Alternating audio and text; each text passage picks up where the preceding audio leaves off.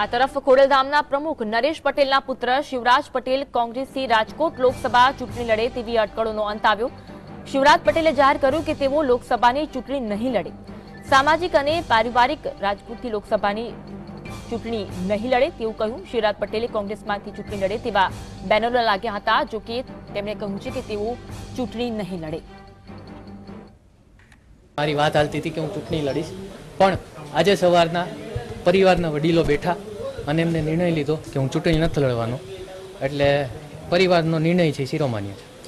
ખાસ કરીને યંગસ્ટર તરીકે તમે એક રોલ મોડલ બની શકો લેવા પટેલ સમાજના સૌથી નાની વયે સાંસદ બન્યા, શું કહેશો તમે લેવા પટેલ સમાજના યુવાનોને કે ચૂંટણીમાં શું કરવું જોઈએ, કયા મુદ્દાને લઈને આગળ વધવું? ચૂંટણીનો મુદ્દો એક જ છે કે આગળના 5 વર્ષ એમને કોણ એમના માટે સારું કામ કરવાનું છે એ મુદ્દે જ ચૂંટણીમાં મત દેવો જોઈએ, ના કંઈ બીજો મત દેવો જોઈએ। અને રોલ મોડલની વાત કરો છો તો 26 વર્ષે મને આવી ઓપોર્ચ્યુનિટી મળી, એની માટે હું અભિનંદન આભાર માનું છું બધાને। આગળ જતા કામ કરતો રહીશ તો અમને રોલ મોડલ તો બની જ જશે।